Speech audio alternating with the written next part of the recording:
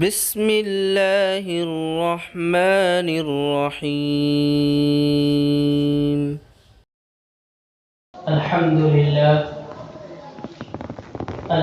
لله الذي لم يزل عالما قديرا حيا قيوما سميعا بصيرا ونشهد أن لا إله إلا الله وحده لا شريك له ونشهد أن محمدا عبده ورسوله.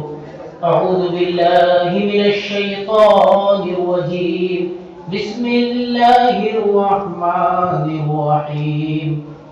إذ قالت امرأة عمران ربي إني نذرت لك ما في بطني محررا فتقبل مني إنك أنت السميع العليم.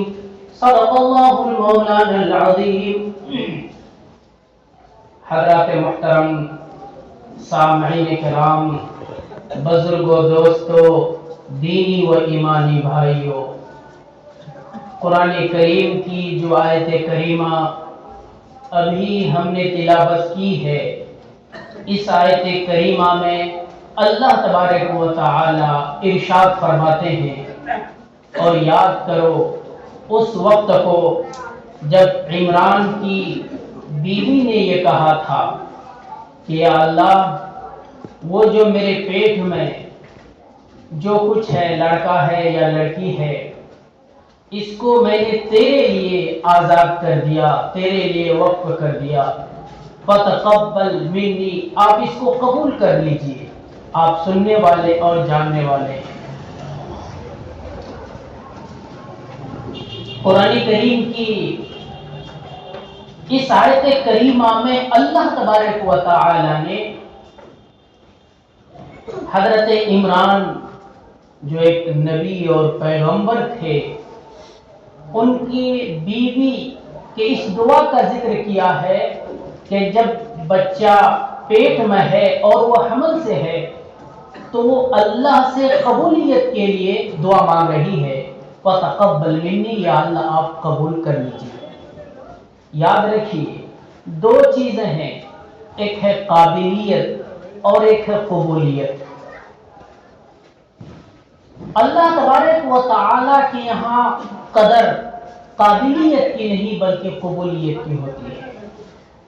ابلیس بہت بڑا قابل شخص تھا.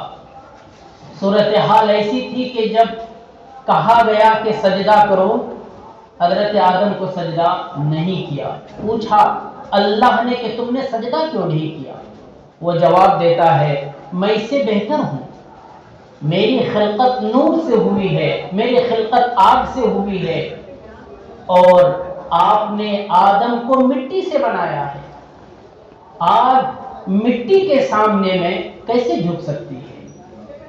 یعنی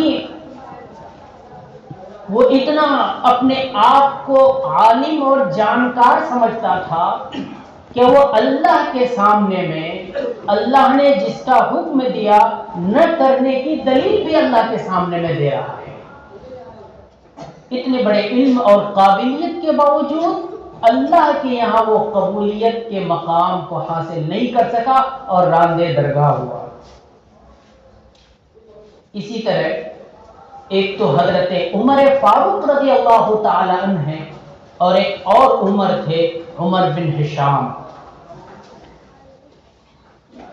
بلکہ تاریخی کتابوں میں یہاں تک آتا ہے کہ وہ حضرت عمر فاروق کو یہ کہتا تھا کہ تم اپنے کو عمر نہ کہو، عمیر کہو، تصغیر کے ساتھ. جانتے ہیں عمر بن ہشام، ان کی دانائی اور حکمت کی وجہ سے لوگ ان کو ابو الحکم کہتے تھے، مگر ایمان نہیں لایا، قبولیت کے مقام کو حاصل نہیں کر سکا. اس لیے نبی کریم سرکار دو جہاں صلی اللہ علیہ وسلم نے ان کو ابو جہل کا خطاب دیا. ہم سب آج اسی نام سے اس کو جانتے ہیں، ابو جہل. یعنی تم اپنے آپ کو کہتے ہو کہ دانائی اور حکمتوں کا باپ ہو، لیکن حقیقت یہ ہے کہ تو جہالت کا باپ ہے۔ اس کے بالمقابل حضرت عمر فاروق رضی اللہ تعالیٰ عنہ کا مقام کتنا بلند ہوا اللہ تبارک و تعالیٰ کے یہاں، اور خود نبی کریم سرکار دو جہاں صلی اللہ علیہ وسلم کے پاس، کہ آپ نے یہاں تک کہا کہ اگر کوئی نبی ہوتا تو عمر ہوتا۔ یہ تھے عمر فاروق رضی اللہ تعالی عنہ۔ اسی طرح ولید، یہ بھی ان کے 12 بیٹے تھے، اور بڑا فخر و غرور تھا ان کو جب ان کے بیٹے ان کے پاس چاروں طرف سے بیٹھ جاتے تھے، مگر اس کے باوجود اللہ تبارک و تعالیٰ کے یہاں قبولیت حاصل نہیں کر سکا، ایمان و اسلام کی توفیق نہیں ہوئی۔ فرعون سوچئے کہ اس وقت وہ کتنا بڑا حاکم وقت ہوگا، آج کوئی بادشاہ وقت بچوں کو ذبح کر کے دیکھ لے، مگر اس وقت وہ بچوں کو ذبح کرتا تھا اور بے خوف ذبح کرتا تھا۔ کسی میں یہ طاقت نہیں تھی کہ کوئی سامنے میں کھڑا ہو جائے اور مقابل میں آ جائے، مگر اللہ تبارک و تعالیٰ کے ہاں وہ نشان عبرت بن گیا، اور آج بھی اس کی لاش یوں ہی ہے، اور دنیا کو یہ دکھا رہی ہے کہ یہ ہے اس کا انجام جو اپنے بارے میں دنیا میں لوگوں سے کہتا تھا کہ میں خدا ہوں۔ اس سے بات یہ سمجھ میں آتی ہے کہ اللہ تبارک و تعالیٰ کے نزدیک قابلیت نہیں بلکہ قبولیت چاہیے۔ یہی وجہ ہے کہ حضرت ابراہیم علیہ نبی علیہ السلام خانہ کعبہ کی تعمیر کر رہے ہیں، اور آپ کے ساتھ آپ کا بیٹا بھی ہے حضرت اسماعیل، اور اس وقت جب خانہ کعبہ کی تعمیر سے فارغ ہوتے ہیں، قرآن کریم خود کہتا ہے وَإِذْ يَرْفَعُ إِبْرَاهِيمُ الْقَوَاعِدَ مِنَ الْبَيْتِ وَإِسْمَاعِيلُ رَبَّنَا تَقَبَّلْ مِنَّا إِنَّكَ أَنْتَ السَّمِيعُ الْعَلِيمُ، یعنی جب بیت اللہ کے دیواروں کو اٹھا رہے ہیں، خانہ کعبہ کی تعمیر کر رہے ہیں، اس وقت اللہ تبارک و تعالیٰ سے یہ دعا کر رہے ہیں رَبَّنَا تَقَبَّلْ مِنَّا، یا اللہ آپ قبول کر لیجیے۔ یہ کون ابراہیم ہے؟ یہ وہ ابراہیم ہے جو کہ پوری دنیا شرک و بت پرستی میں مبتلا ہے، مگر حضرت ابراہیم علیہ السلام دیوار بن کر کھڑے ہو جاتے ہیں۔ یہ وہ ابراہیم ہے کہ خود قرآن یہ اعلان کرتا ہے کہ جب اللہ نے ان کے آزمائش کی تو مکمل طور پر 100% وہ کامیاب ہو گیا، اور امتحان میں جو جواب دینا چاہیے وہ مکمل اس مقام میں فوز و فلاح ان کو حاصل ہو گئی۔ یہ کون کہہ رہے ہیں؟ قرآن کہہ رہا ہے، اللہ تبارک و تعالیٰ اعلان کر رہے ہیں حضرت ابراہیم کے بارے میں، اور یہ وہ ابراہیم ہے کہ جس کو قرآن نے اکیلے کہا ہے کہ امت ہے، یعنی آپ ایک فرد نہیں ہیں، آپ اکیلے پوری امت ہیں۔ قرآن کہہ رہا ہے وہ ابراہیم کو اپنی قبولیت کی اتنی فکر ہے کہ اللہ سے یہ دعا کر رہے ہیں ربنا تقبل منا انک انت السمیع العلیم، یا اللہ یہ چھوٹا موٹا جو بھی کام کر رہا ہوں آپ اس کو اپنے لیے اپنی رضا کے لیے قبول کر لیجیے۔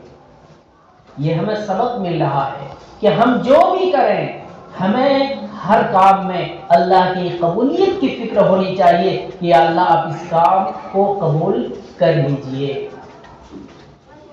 حضرت عمران کی بیوی نے بھی جس وقت بچہ پیٹ میں ہے اس وقت اللہ تبارک و تعالیٰ سے قبولیت کے لیے دعا مانگ رہی ہے، یا اللہ یہ جو کچھ بھی ہوگا اس کو بیت المقدس کے لیے ہم آزاد کر رہے ہیں، بیت المقدس کے لیے خالص کر رہے ہیں، اور یہ جو میں نے نیت کیا آپ اس کو قبول کر لیجئے۔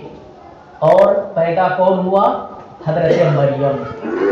حضرت مریم پیدا ہو گئی، بیٹا نہیں بیٹی پیدا ہوئی، اور حضرت مریم کے بارے میں قرآن کہہ رہا ہے کہ یا مریم ان اللہ اصطفاکی، اے مریم اللہ نے تجھ کو منتخب کیا ہے، تجھ کو پاک کیا ہے، اور تمام عورتوں میں آپ کو منتخب اور چنا ہے، برگزیدہ بنایا ہے۔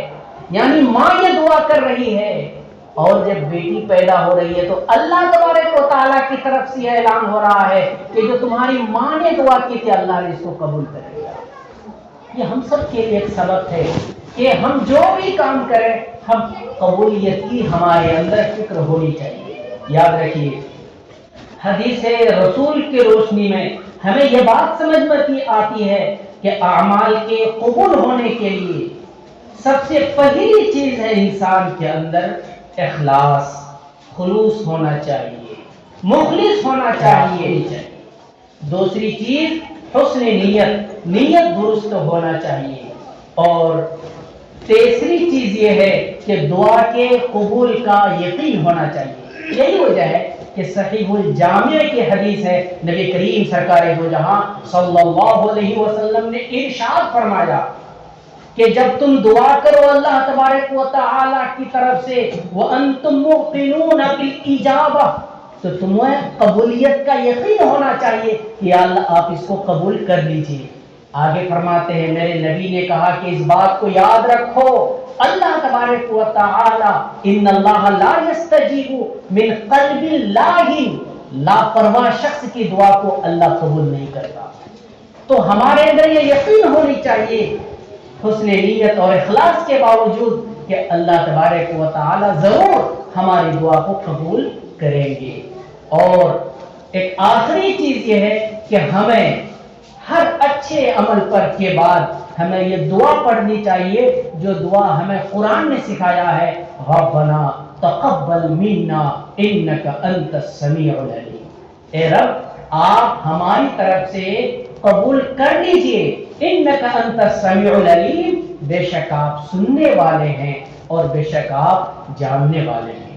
اللہ تبارک و تعالی ہماری دعاؤں کو قبول فرمائے اور ہمیں ہر وہ عمل کرنے کی توفیق دے جو جس میں اللہ کی رضا ہے.